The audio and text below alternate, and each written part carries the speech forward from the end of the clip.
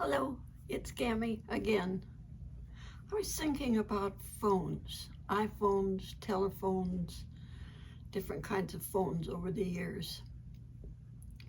When I was elementary school age, some of the relatives lived on a farm in northern Minnesota, and we would travel from Minneapolis up there occasionally, 3 or 4 times a year.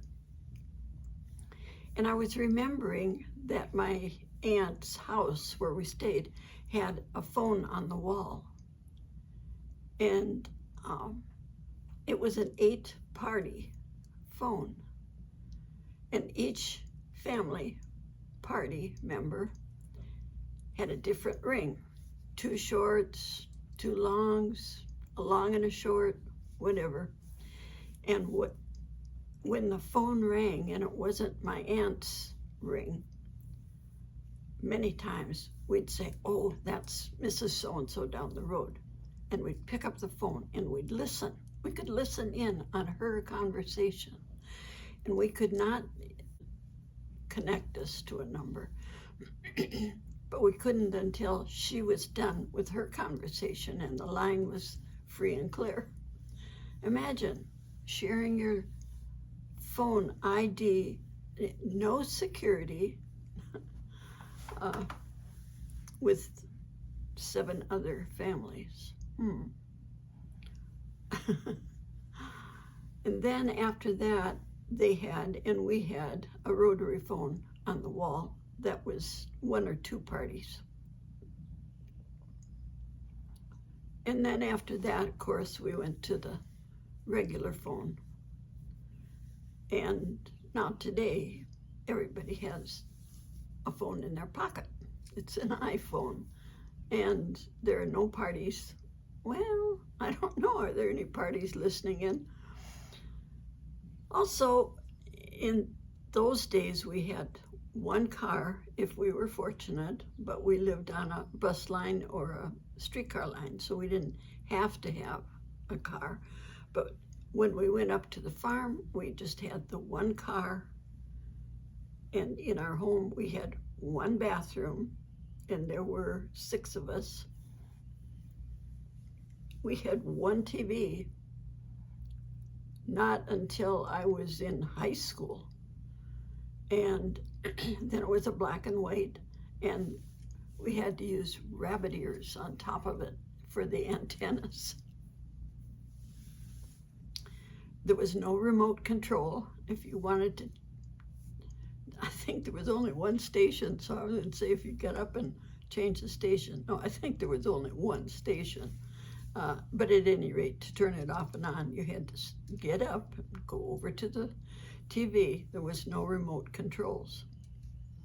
And the TV signed off at midnight. I don't remember how early in the morning, probably pretty early because the farmers needed information they could get off from the television. But it signed off at midnight. But first,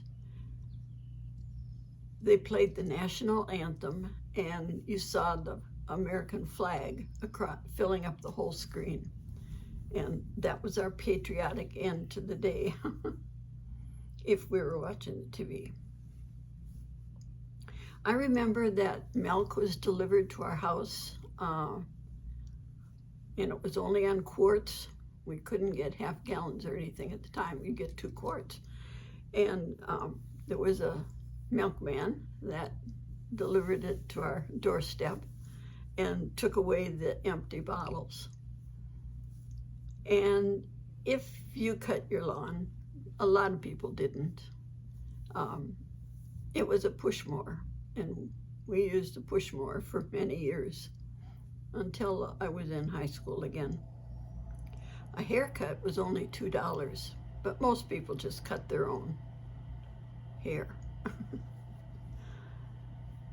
Coca-Cola was only in glass bottles at the time, and it was a nickel a bottle for probably an 8-ounce bottle of Coca-Cola, and it was always served really cold in ice water in a cooler, either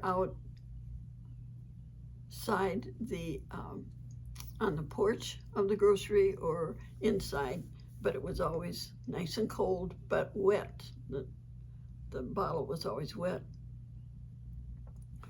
When our family would go up north to those weekends with the rest of the family, it was a long ways to go. It was close to 200 miles, I think.